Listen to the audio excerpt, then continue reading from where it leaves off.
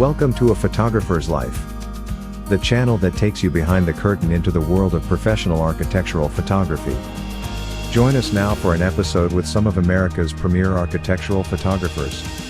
Today's broadcast comes from a recent Zoom meeting of the Association of Independent Architectural Photographers.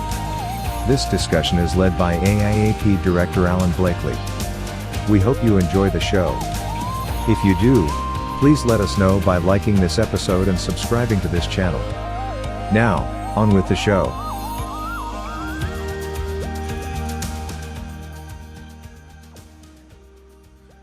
Welcome everybody to the August AIAP Zoom meeting. We're going to talk about some things that we might not be charging for that we possibly can, and some ways to increase our profitability. And we chatted just a little bit before we went live here, and so I'm going to throw this back to David maybe and first a little bit more background on how we got here and where we're going to go with this discussion. So David, I'm going to let you kind of continue with what you were talking to us about previous. You mentioned about you got an invoice from a drone operator about an estimate from a drone operator. Yeah. Mm-hmm.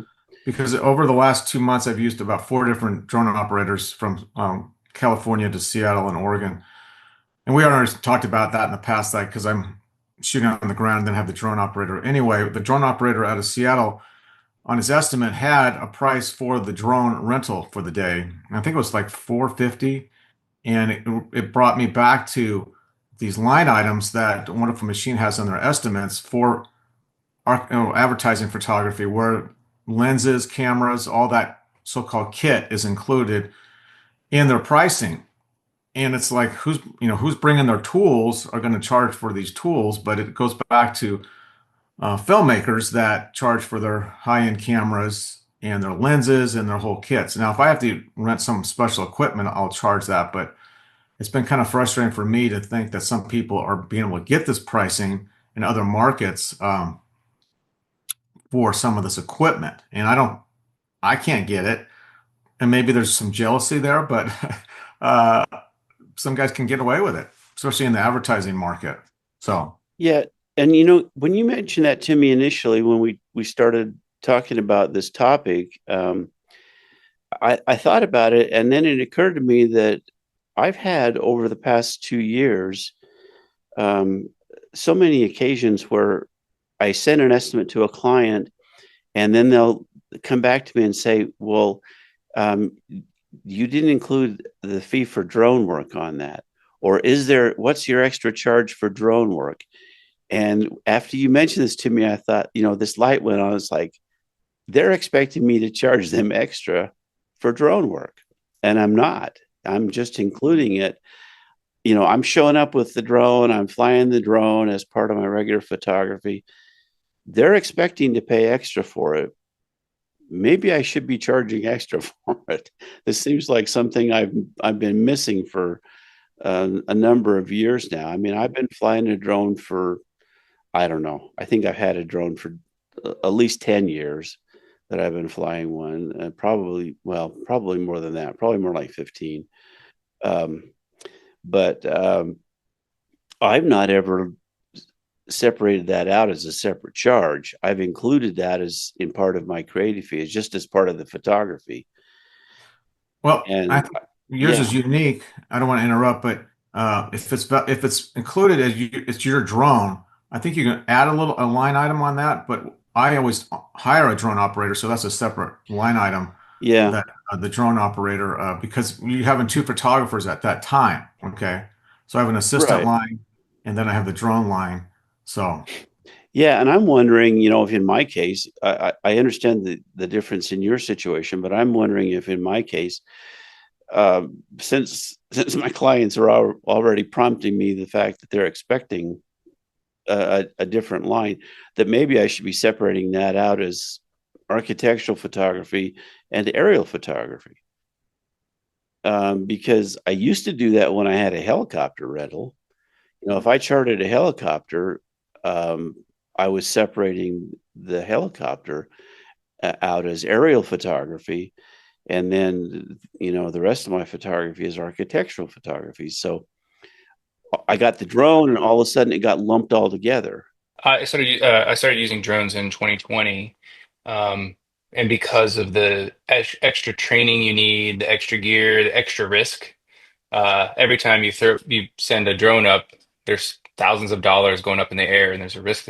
It's a little riskier than holding on to a camera. So for me, it's always an add-on, and I make it an optional add-on for my architectural work because not every architectural project is good for drone, but that way my clients can choose, and then they just say, yeah, we want to add that on. And um, it's rare for me to have. I do have, but it's rare for me to have drone only shoots. But I do have a an in-house agency here in my town in Salem, Oregon, that they'll hire me just to come and just shoot my drone.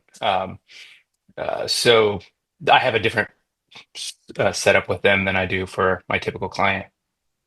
Yeah, that's interesting you mentioned that because I do have one client that I have that I do drone only for shooting stills and video. It's primarily these big tilt up warehouses, um, million square feet, and I wouldn't walk around them if for any amount of money. So it's nice that I can just fly a drone around them. But that is a situation where I don't ever put a tripod up. So it's separately Well, entirely. you were talking about that the other day. It's just a large tripod for you. Well, weren't you saying that, Alan, on some of these Well, shoots? yeah, and Jack Ziggin was mentioning the same thing, and that I use my drone a lot now in a different way than I did when I first got it. When I first started flying a drone, I was kind of in the mindset of that I had been when I was flying a helicopter. Um, and I was I had it too high, honestly. I remember I had a assignment one day it's about a 4.5 hour drive from here, and I needed to get some twilight shots with the drone, and I'm driving as fast as I can to make sure I'm there on time. And then just 2 miles before the location, I get a flat tire. So that slows me down. And then when I finally get there, the sun is just going down. I just have enough time to get the drone up. And right then a security guard drives up and says, "What are you doing here?" And I turn around and my drone is gone. And so just crashed. And so that stress of, are you going to lose your drone? Yeah, that's enough reason to charge an extra fee when you're flying it. But the clients that I've been working with for years, it's hard to suddenly say from now on there's an extra fee for drone, but I just add it all up when I'm done. So At one of our last meetings, people were saying that absolutely don't itemize the drone. Just plain when they give you the scope, which includes things that you need your drone for, just give them a total price, but don't dare itemize the fact that you're adding anything for the drone. It's just that's the price for that scope of work. I thought that was a pretty good suggestion. Yeah, I have to agree with that philosophy. Alan and I talked about this a long time ago, and I had been using the bottom line price number as my quote, which included the scope of the work, and just give them the bottom line with the expected deliverables. Let's say it's 10 finished views. And if they wanted more, I would spell that out. That would be my only line item, would be additional views are X dollars. But we're shooting for, within the scope of the work, we're there to walk away with, the client would get X number, like 10 finished views, whether they're aerials or submarine shots. So I certainly agree that the helicopter rental is such a huge variable by the minute that would warrant a separate line item. And in the scope of your work, you can give it as an estimated amount. But of course, the bottom line is how much they charge you, and whether you mark it up or not is your business. But I really feel strongly about, especially in this day and age, all they want to know is how much and when can we have the finished work. That's really it. To spend a whole lot, I used to itemize my creative fee, licensing based on what they're licensing it for, assistant fee, mileage, scouting, hotels, the whole thing. You know what? I'm too freaking old to do that anymore. All they want to know is how much, So I take a piece of paper and in pencil, I write out all of my stuff. I line item for myself. And then I draw a line and put the total. And that's what I quote them. So if they have a question about it, like they get that bottom line number and they say, well, and it rarely happens. Why is this so much? And it's usually an oddball number with something and a few cents. And that comes out because of the mileage. I mean, and so if they want to question me about it, which I rarely have happen, I go right to my pencil on my notes and say, well, yeah, this is what I'm estimating on the mileage, and this is the assistance fees I'm going to have to pay for somebody. And even though, some people have to rent generators to light exteriors, I own my own lights, own my photography gear. Obviously, I'm not, I don't leave money on the table, I don't think. But I am not going to get old and waste more of my valuable time so some junior bean counter can question every line item. I mean, to me, it's just, I think it's shows a level of less than professional. I think it's amateurish to line item and justify. Just tell them how much it's going to cost. But Brian, are you familiar with Wonderful Machine? I am, and I think they are a wonderful outfit. And I think for the advertising advice, positioning of their scope of work and what everything costs and blah, blah, blah, I think that world, the advertising world, that method is totally right in line with what has to happen. I think it's great. But I don't do that much advertising work anymore. And that's part of the reason. Right. But some of that, because I used to do a lot more advertising work when I had a studio, but some of that advertising rates kind of need to seep over to us because they're getting a higher rate. Okay. They're getting usually higher day rate. They have these line items like you're talking about marking up. But I want to get back to this whole thing about, I like you, Brian, not giving them line items on everything. But when I talk to I'm a member of ASM, Wonderful Machine. But when I paid for a consultant at Wonderful Machine to put an estimate together for me, he does the whole pricing with the equipment, but I said, I don't want to put the pricing in. I don't want to charge for my equipment, but he does not mark up assistants. And I always mark up my assistant. Okay. Because the time to put it in there, everybody marks up their employee, but Wonderful Machine, he was adamant that you don't mark up your assistant. I said, you don't mark up your assistant, but you add a line item for equipment. So we didn't agree on that, but I thought that was a little bit strange. But if you see these samples that Wonderful Machine sends out, they have the different line items from people from New York and LA, from insurance of $75 a day to $150 a day. And then obviously craft services, food, toll going over a bridge, all these things. But the whole theme today is not leaving money on the table. And back in the day, we'd make money on film, marking up film and Polaroids, and say, okay, well, what are we going to do now? We don't have that. We're going to mark up our digital time and digital retouching. So, and again, Wonderful Machine does have that line item for images, roughly about $100 per retouched image up to 1 hour, and then above that 1 hour, it's like $125. So they're spelling it all out for you. And I think that's great in the advertising world. When you said that they are commanding higher day rates and higher fees, and that we ought to come along a little bit with what we're charging, well, you know what? I'm already there. You know, I mean, I don't get exorbitant fees, and maybe I could do better if I go through Wonderful Machine and line item all this crap. But all my stuff, everything goes into the blender to come up with the number.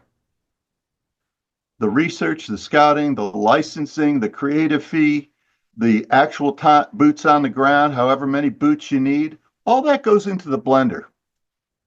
The retouching, I have a good estimation of how much time it's going to take me to do these kinds of images for this type of project. I'm not going to put up there up to 1 hour. So what? Should I be penalized because I could get it done in 15 minutes? No. I'm an accomplished professional, and I'm not going to line item and nickel and dime these people about up to 1 hour. Well, I know my dusk shot that has to be the hero shot is going to take longer than an hour. So that goes into the blender. And what comes out of the blender is that bottom line number, unless you're renting helicopters. So I don't think I'm leaving money on the table. I think I'm charging fees that are commensurate with my level of experience and professionalism and creative abilities. And I used to charge, line item, it's going to be this many miles and the current gas rate and this and that. I mean, and insurance. I mean, come on, everyone's got insurance anyway. You're going to line item insurance? You're not going out and buying a separate policy for a shoot. Come on, who are you kidding? I don't mean to be, asshole about it, but I just disagree with line items so a bean counter can pick it apart. Yeah, I completely agree on that, Brian. And I think in the context of this, I would have to say that if we're going to talk about things that are leaving money on the table, we ought to talk maybe about things services that we can add to our offering, not items that we can line out on an invoice. I have respect for the Wonderful Machine business model and everything like that, but I don't work in Manhattan. And so it doesn't work for me. If I were to show that kind of an invoice to, an architectural firm in Dallas or Phoenix or, wherever, they're going to look at that and think this guy's out of his mind. To line item all these things out, and because really all they're going to compare is my price, that bottom line price, to the another guy's bottom line price. And if they have a problem with it, they're just going to say, why are you more? And I'll tell them why I'm more. It's never why are you less. It's always why are you more. And we can go from there. But there are some things, I mean, I guess one of the things that occurred to me as we approached this meeting was that I think drone is one of the things that we can easily add to our, that we might be leaving money on the table. And I know, David, you're not offering that as personally, but for me, that's been a huge thing to add to my billing, to be able to offer that, because then that expands the scope of the photo shoot for me. And that's all profit for me. I'm not having to pay anybody else for that. I mean, aside from the initial investment in the drone, and the extra insurance that I have to carry for that drone, everything else is profit because I'm already there.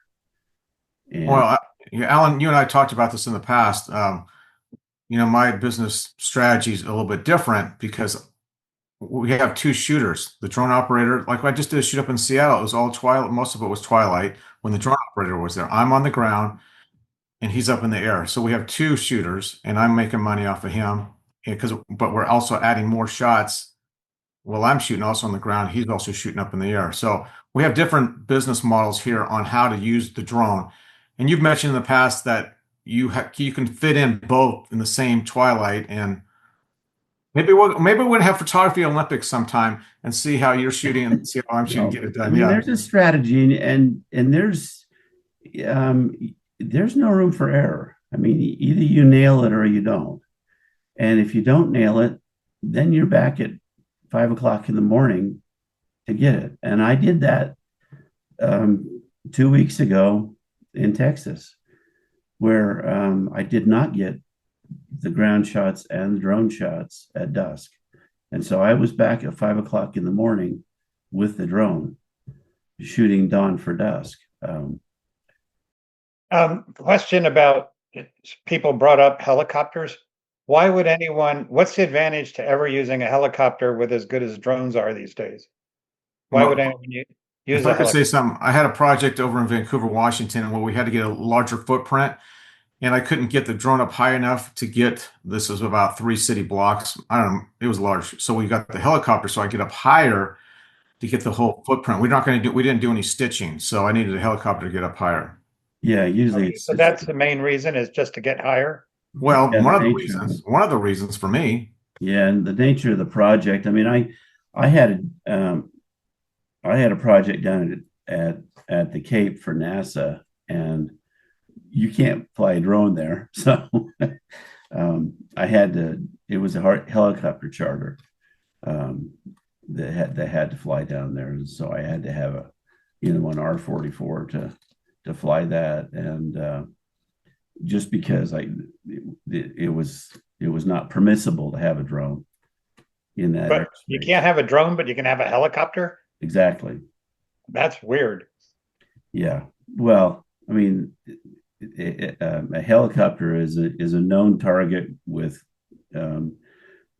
continuous contact with air traffic control, where a drone is an unknown target, which is who knows what knuckleheads running it out there, and it's a completely different situation. And there's a lot of situations like that, and I've done that over air bases and things like that as well, where it just depends on the property generally. But like David said, it also depends on the altitude that you need to be at. And I've had situations where I needed to be above 400 feet, which is the ceiling for a drone, and so the helicopter was the platform I needed to use. Not my favorite, I'd rather not be sitting on, in the back with the door off and my feet on the skid hanging out of a helicopter. I'd rather have a drone be on the ground, but sometimes it calls for it.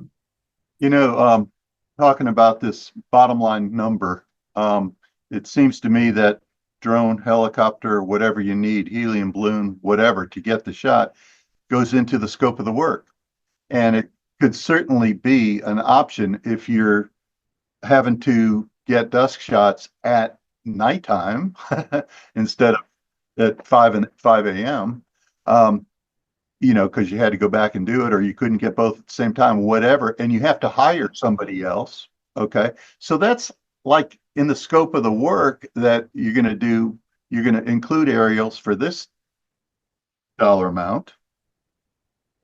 And if you don't want aerials or elevated shots, whether it's drone, helicopter, or helium balloon, then there's X dollars that won't be applied to the bottom line, and you won't get charged for that, but you'll also not get those key shots. So it's up to them, and that to me is really like the only thing that I can think of that really justifies an option to the bottom line, because it's all in the scope of the work. Yeah. One of the things too that I find that at least photographers in my local area don't charge for, that I do, I think they're leaving money on the table, is scouting. I don't scout for free. And another thing is I don't travel for free. So my travel days are billable. My scouting days are billable. And I think there's a lot of photographers who just give their clients a pass on those things, and I don't think that's reasonable, and I don't think it's ethical on the part of the client to expect that. So those are things that I'm afraid other photographers may be leaving on the table because I hear not often, but I do hear you're the first photographer that's ever charged us for scouting, or ever included scouting as a fee, and I think, well, yeah, welcome to my world. So Well, and that brings up a good point to me. So I'm curious, if you look back through your career, was there a point in time where you're like, aha, or there was some decision you made, or anybody here where you were like, that's something I was leaving on the table and I didn't realize it at the time, but now I charge for it. Oh, absolutely.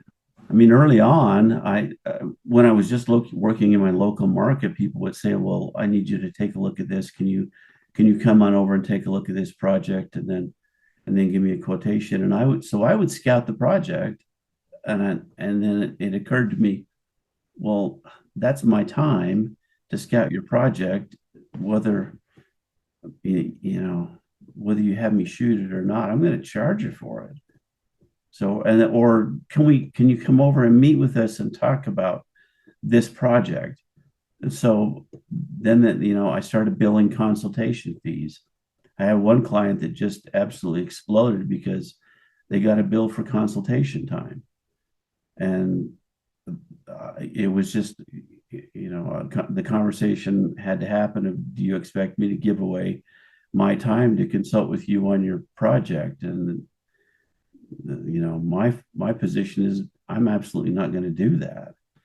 So the consultation it ought to be easier for them to stomach that cost if you don't show it as a line item. It's yes. It's part of the scope of the work. It included scouting, it included consulting, it included blah blah. Don't even line item that. This is how much it costs to get those shots. Yeah, that's an excellent point, Brian, because I was line iteming things at that point, and at the point where I stopped line iteming everything, all of these problems evaporated. Yeah. So. Excellent point. I know that that's a business model that some of these companies insist on. And when I work with an advertising agency, which is not often, but when I do, they insist on me line iteming everything out. They want to know what my assistant cost is, my rentals and the travel and every damn thing that they can think of, and then they're going to compare that, I guess, with another photographer. I don't know what they're doing, but it just seems ridiculous because at the end of the day, it's still just the bottom line. And for those of you who don't have hair color the same as me and Alan, getting that. Hey, Brian, how about not much hair at all? Okay, that counts. That counts. Bottom line, we're on the same camp right here. Glenn and I were about the same camp, right? Yeah. But just bottom line, Matt, you got to take your hat off, Matt. We got to see what you got there. Yeah. Oh, that's not fair.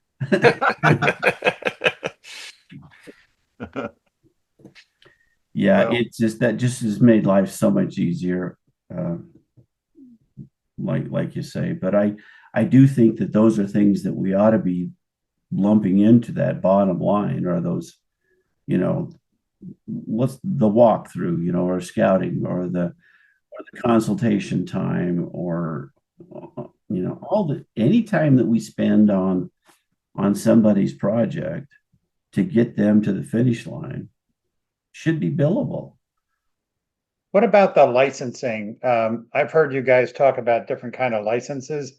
For me, my agreement with every single one of my clients so far has been the license is you have unlimited use. You can do anything you want with my pictures forever. You paid for them.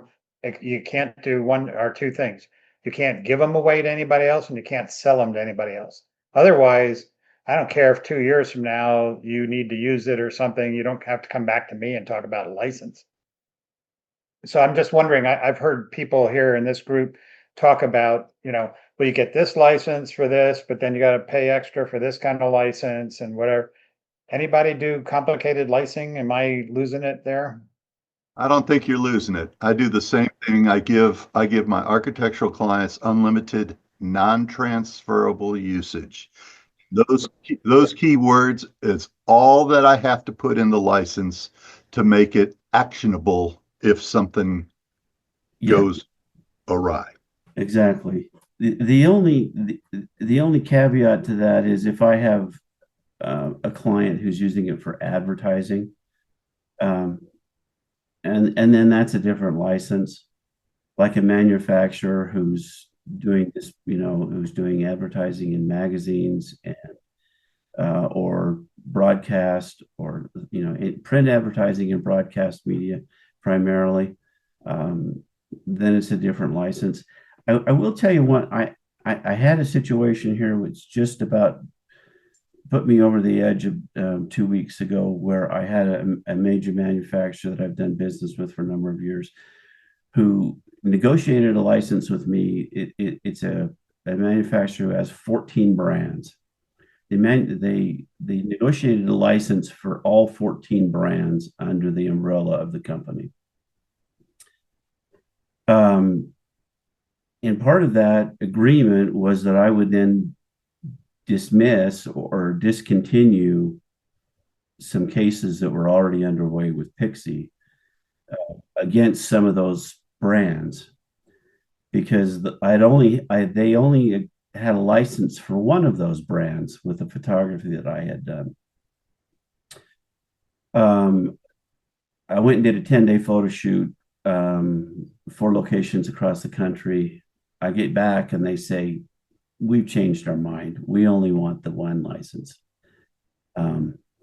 So I exploded for one day, and and then I rewrote my licensing for that job with and included these lines which say that it's and I can post this too, or I can even put it in the chat, but the licensing may not be transferred to affiliated companies or business entities, because I got burned on this one really bad.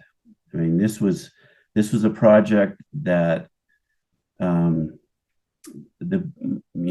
bottom line billable got cut by 75% as a result of them going back on this contract that I negotiated with them.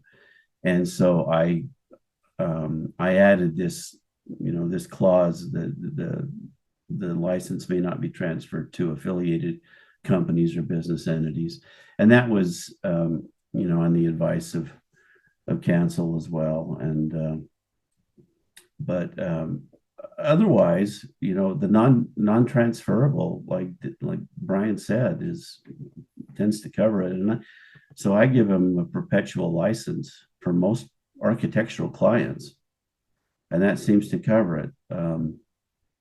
But they transfer it to other companies anyways. Well, this is a whole nother topic for discussion, because we've talked about this whole licensing. It's very frustrating because not everybody's on the same page. I've been to ASMP meetings, and everybody's all over the board, and people give images away. And I've done stock photography since '97, so I know a lot of. I'm not saying I know more than others, but I know a lot about licensing and so on. And that's something else so you can make extra money. But the main bottom line is don't give them away. Exactly. There's a lot of real estate photographers, don't get me going on that just give it away, and it's really affecting all of our businesses. Well, and I would mention one thing too. I've become aware over this last year of kind of a trend in the market, and this bears out by some studies that I've recently seen, some empirical studies by academics about our industries in particular. there's kind of a shift in our industry going on towards these corporations which are recruiting photographers for work for hire, and then they're trying to negotiate contracts with hospitality, retail, and also large architectural firms and things like that, where they will do a large number of projects on a work for hire basis. And I got one of these emails yesterday trying to recruit me into this a company that I'd never heard of before. There's some of them that I keep hearing from over and over again, but you probably have gotten these as well. But I think that's kind of where the lower end of our market I should say is headed. The entry level is kind of headed that direction. The top end is kind of getting thinner and thinner. Well, and that's been happening for years. Like Airbnb, Yes. one of my buddies shoots for Airbnb. He gets pennies on the dollar, basically. And it's frustrating, but you're always going to find photographers, even pretty good quality, to shoot some of these projects because they're young photographers and they're hungry. Yeah. I joke around saying, hey, if you put an assignment to shoot on the moon, you probably get 3 or 4 photographers up there. It's just incredible. I've been shooting since '81. There's never been a shortage.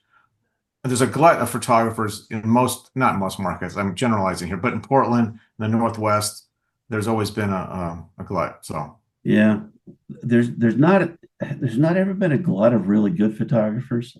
I think that's that's the encouraging part of that, and those shooting great work, and so I've made a number of people really angry with me over the past few years, but they still keep coming back. They get angry, and in fact, I just had a company that said they'd never work for me again, and then the architectural firm that did the project that I'm shooting said we'll only work with him, and so the contractor that never would work with me again said, yeah, okay, we'll work with him again. And it's just because of the quality of the work. And so I think that is a really strong position to be in. I've always thought that the best creative advantage, or the best competitive advantage, is to just do good work. If you just consistently do good work. So I don't know. I got my first business license in 1980, so I'm a year ahead of David. oh yeah, rub it in. It's okay, yeah. But I've still got my Yeah. I still got the camera. So I think attitude and personality makes a difference too. I've had some complaints about, I don't want to put other photographers, but just saying he wasn't the easiest to work with. And Alan, I know you're probably talking about licenses, but I assume your personality is pretty easy to work with. Oh, I'm a pain in the neck. Yeah. Yeah, right. And then there's one photographer in particular they mentioned. I'm not saying any names, of course, that all he does is emails back and forth. There's never communication, a verbal communication over the phone or whatever. And I think that's a huge asset to do. So anyway. Yeah, I agree. And, I think retention is as important as marketing. And there's just a few little things that you can do. I write handwritten thank you notes. I have it printed out with my logo on the front, little thank you cards. I write a handwritten note. To me, that's a big deal. It's a big deal if I get one. And I think that makes a difference for people. And I put some terminology on my invoices where it's more like a paragraph of information than it is just an invoice, where I say something at the beginning about, hey, that was really fun to do this last project with you. I hope to do some more of those kind. Then have the invoice, and then at the end, it's always a pleasure to work with you guys. Keep up the good work, or I say that kind of stuff on my invoices. I think that's really important. Yeah. And I mean it. I wouldn't write it if I didn't mean it. Yeah. I think people appreciate that a lot. Too much going on in the background, but one modern postcard out of San Diego, I just have these printed up, and this is and then I just write inside the card there. Yeah. so that's sent those things out. Very nice. Yeah. Any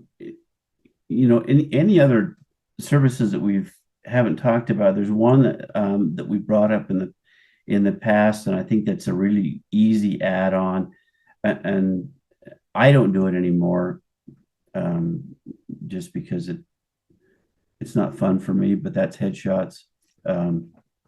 That's such an easy add-on for us if we've got the ability and the inclination to offer that to people, because architectural clients in the architecture and construction, engineering, design business, they're always looking for a good headshot, because they tend to promote themselves and send out press releases and things like that. And SMPS is an avenue for that. I think if you've got a good SMPS chapter that you can align yourself with, that always helps as well, to bring in new business and to kind of stabilize the business that you do have, and people get to know you and then like you, and you can continue to see new business coming through the door. So portraits, I think it's a great idea, environmental or in their office for the architectural firms, because is my audio working anyway? Because they might have me come in to photograph a new employee. So whatever time you come in, you're showing your face and you're talking business. So it's always advantageous to offer that. And you should never think, like, I believe I shouldn't think I'm above that. If they want me to take the wedding photo of the VP of somebody, I'm not going to do wedding photos, but I'll take portraits of the new employees. Yeah. One other place where I think we leave money is in multi-party licensing. Generally, the GC will have a list of subcontractors that they can easily share with us. The architect may not be as plugged into that as everybody else, but one thing the architect is plugged into are the manufacturers of the products that they've spec'd. So between the two of those, between the products that have been spec'd and also the subcontractors and consultants, we get a pretty big list if we just ask for it. And what I do is I use PixieSet to post previews, and I will post the job, and then I will send the email link to my PixieSet page for that project to everybody that I get, everybody on the list from the general contractor, and also everybody that I can get names and contact information from the architect. Between the two of those, I shot a high school recently, and I had 12 licensees on that project. So that one-day photo shoot becomes really profitable. It's as profitable as what I used to make in a month. So for that one day, so those kinds of things are really easy, and I think that's money left on the table if we just don't. All we need to do is ask, and finding the contact information for those people is super easy, even if all they give us is a company name. And the nice thing about the getting the names of the products that have been spec'd from the architects is that those become a greater value license because they're advertising licenses. So if it's, say, a roofing company or a metal cladding company or even paint or something like that, those licenses can be really lucrative. Yeah, you just got to be disciplined to get that out there soon after the shoot, stay in front of people, almost like you put somebody else, one of your admin on charge of that, putting that together. That helps. Well, yeah. And what I do is when I send out that email, I say that there's a 7-day window on that I need to hear back that the pricing, the licensing that I've offered, and I offer a discount for multi-party licensing if they do it within those 7 days. And then I also say, here's the prices. if you don't do it within the 7 days, it reverts to my customary licensing, and it's way more money.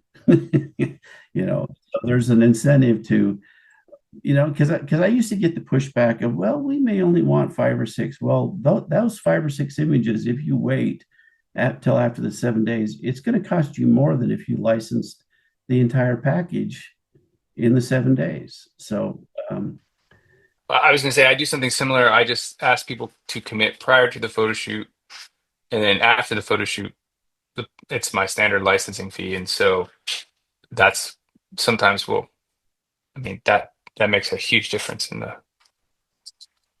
Also, I normally have to do more work finding people after a shoot versus the client saying, "Hell, here's 3 people that want to join us right now." yeah, I try to have all that nailed down ahead of time as well. It's a little hard, I find, to get commitments because people want to see the images unless they know your work. So if it's somebody that's never licensed your images before, then it's a little bit difficult for them to say, yeah, we're on board. If it's somebody that's licensed your stuff before, then it's an easy one. But so that's why I give them that 7-day grace period afterward. I try to get all my stakeholders lined up too, Matt, ahead of time. But sometimes, like a good client, a contractor of mine, he wants to go ahead, and the architect can't make up his mind, and the engineer can't make up his mind. So I go ahead with the price that just one stakeholder would get, and then so that they don't lose incentive for one more month after I've shot.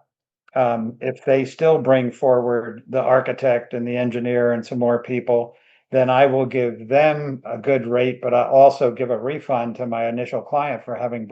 It's kind of like I guess, a bonus or a reward for bringing in work. But my main clients, the good one, they know that even afterwards they can bring some stakeholders to bear, and they're going to get a refund.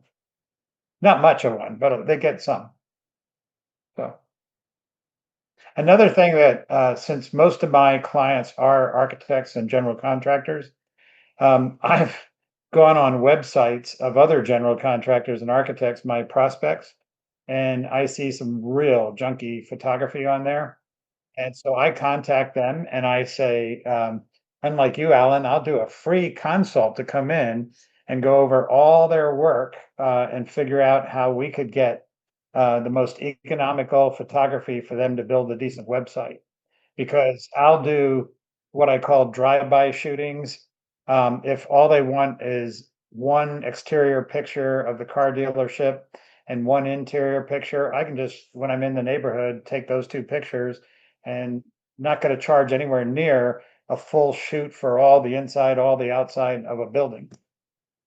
And so sometimes I'll get 3 or 4 new buildings in the whole shooting match.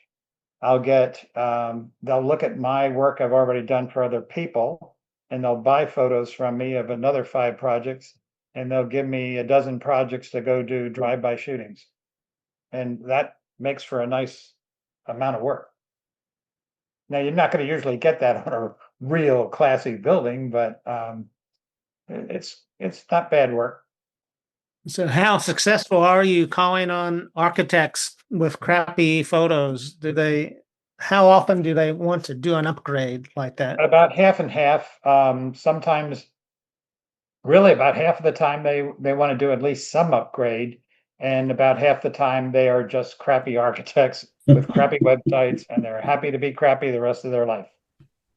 So, and I don't work hard, for me, it's a simple matter of, hey, I was looking at your website, thought that maybe I could help you improve that. If you want to talk about what we could do as a whole photography package, I'd love to do it. And if they bite, great. And if they don't, I'm never calling them back again. It's not like, oh yeah, they'll think about it and I'll call them 10 times. Just once and done. Boom. Mm-hmm. Good idea. That's great. I have a question for y'all. I have one client, an architectural firm that's used me, 2 or 3 times a year for about 10 years now, and they pay whatever I ask them to pay. I don't even give them a quote before the assignment. I'll just send them a bill and they pay it right away. What's the name of that architectural firm? Yeah. Could we all call on that firm? Yeah. Would you like to share them? Interesting. You asked, Brian. They're in your neighborhood, actually. Yeah. So then, like one time, 3 months later, they get word, hey, those photos that you did on such and such a house is going to be featured in, the city magazine. So if you don't have an agreement with the publication that wants to run these photos, I mean, it would be heartbreaking to the architect, right? If you say, well, sorry, they can't use those photos because they're not going to pay me what I want, And so what do you do in that situation? Yeah, that's a tough one because the magazines have editorial fees that they're used to paying, but they will try to stiff a photographer wherever they can. Their magazines are just notorious for doing that, for saying, we'll give you a photo credit, and not pay you an editorial fee. And so my tactic has always been, my editorial fee for those photos is such and such. But it's a fine line because you don't want to burn the bridge with the architect. And they kind of, and then, if it's an advertorial, then it's even worse. But the bottom line is they're making money off of our photos. And some of these magazines don't want to pay. Some of the higher end, they pay great, like a Lux magazine. But, well, Matt's in town here in Oregon. Oregon Home Magazine, I've been shooting. Back in the day, they paid a decent rate, but now they say, oh, we can't afford to pay. Well, and this Gray magazine out of Seattle, so we can't afford to pay. But they use the photos, and the client wants to get published, so you can't say no because your client's going to get upset with you. So, even some of the big publications, just they don't pay much at all. I mean, New York Times pays me $500, which I think is just criminal. But But again, they're going to find somebody else to do it for that rate. They're going to find somebody else to do it for that rate. They are. Yeah, so this would be an area where I think I don't have sufficient knowledge because my license says if you're marketing your business, your license is good for you. If the magazine's trying to use it for some other reason and they just want to throw that image in, then they need to talk to me. That's kind of my rule of thumb. Like as long as they're marketing the business I shot for, it's free game. And I don't know if that's the best way. That's just how I've done it so far. So yeah, my license says that editorial fees are payable to the photographer, and there's a lot of magazines that will just do everything they can to get out of paying an editorial fee. I don't know why that is, but even the most, what you'd think are reputable magazines will try to get out of paying an editorial fee, even if it's only just a few $100s. how do you view a magazine versus a social media company?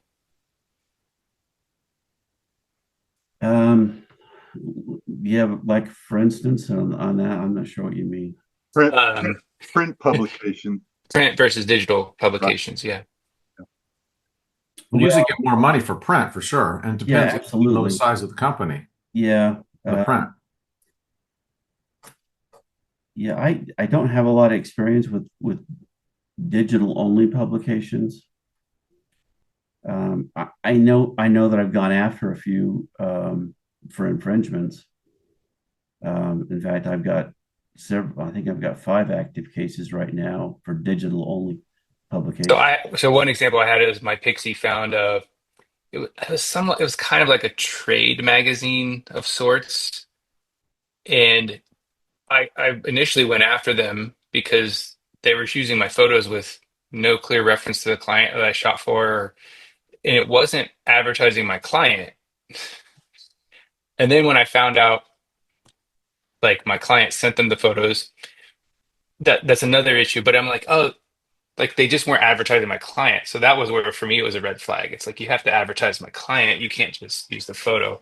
Yeah, For me that's really typical. They will just kind of dump the photographs into their library and then use them willy-nilly, on their in their publication. There's several trade magazines that I've had big issues with, and I've actually lost clients over because I've just said no, and absolutely hell no, that's not going to happen. You can't do that, because they were using them. I mean, one of them was I got this image back of this trade show booth in Las Vegas for the trade publication with my image as the big trade, banner on the back of their trade show booth. So yeah, I don't know. Anyway, that didn't answer your question, Greg. I'm sorry. Well, back in the day when stock photography was a little bit more lucrative, I would shoot for a magazine and then get the homeowner to sign a release and then use those photos for stock. And I'm still involved in stock, but it's not what it used to be. We've talked about it in the past, but that's how I make some extra money. I wonder if that, is going to come around as AI becomes more obvious. I mean, the stuff I see AI now is so obviously AI. I wonder if reasonable, realistic photography is going to have a resurgence or something. Well, it's hard to say because right now Getty's in the process of acquiring Shutterstock, and then Adobe's doing okay. Some with Adobe, Shutterstock, iStock, and Getty. There used to be quite a few more. Stock fees have just plummeted. That, David. I mean, 20 years ago, you could get $1,500 for an image that you get 50 for now. So, well, but it still works. You're still making money off of it. So anyway, that's a whole nother discussion. But as far as making money off of secondary market, so to speak, you can do that with some shoots. I will say, kind of circling back, this is not really a stock related, but the fact that I use Pixieset and post my projects there, and then have the name of the project and the location. I have people actually that will search online, and those get indexed at Google, and I will have people that will search and find those projects on Pixieset, contact me for licensing. And so just recently, over the summer, I've probably licensed 6 projects with a substantial licensing fee, just because people found them by just doing an organic search on Google that took them to my Pixieset posting. Did you have to do something on Pixieset to get that to be noticed? No, it's just I just had to. I think just in the description, I think there's a checkbox that you say put it on the home page and make it searchable. I think that's all you have to do. Yeah, the description is key, because the search is.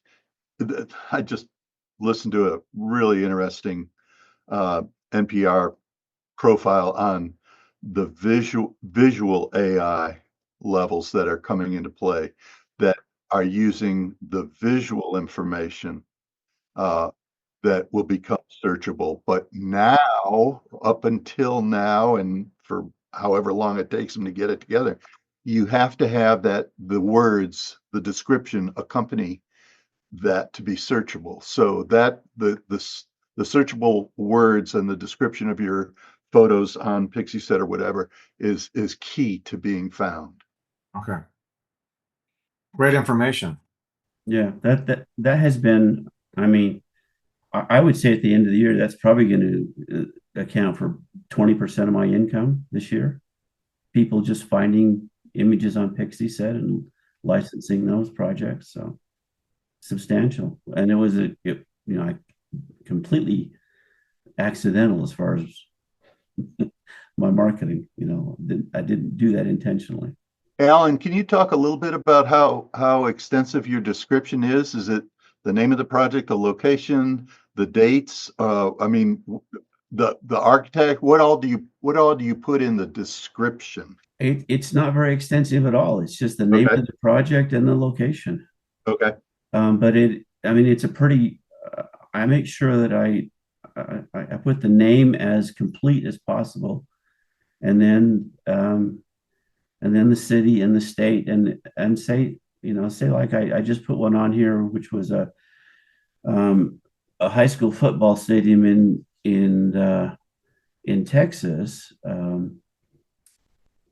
which was on par with some NFL stadiums, but I put the name of the high school and the school district and then the city, and that was enough to draw people to it right away. And then I had some previous to that, which were tilt-up concrete buildings, and in the Bay Area and stuff like that, and architects who were involved in it. I shot it for a construction company, but architects involved in these projects then found them on Pixieset just because I put the name of the building and the location and all that kind of stuff. And kind of fascinating to me. And that reminds me of something I did this past year intentionally. I post regularly on social media, and my website has a blog feature which I had never used. But about a year ago, I was like, I'm already doing this work to post this stuff on social media. So I literally just copy and paste what I'm doing on social media and post it on a blog post on my website. And I've been seeing that attract more traffic, more leads come in as people see. And I think it's because I'm feeding the algorithms. And so search, it's helping my site rise in search. And so it's for me, it was something I'm already doing, and it was like, well, it's not that hard to add one more place to I'm saying the same thing. It's nothing different. It's just instead of pushing people to Instagram or Facebook, it's pushing people to my website. So That's a great point, Matt. One of my buddies, Brian Rupp, a photographer out of Boise, we talk about every couple of months, and he's totally into the blogging on his website. He says it's just me. I just can't find the time, but he says, David, you got to do the blogging. So you're right in the right track, Matt. And I minimal time because I have a lot of other things going on, but it's like I'm doing a social media post regularly, so it's like That's great. Copy paste. Keep So it up. can you just take a Facebook post and put it up in your website as a blog?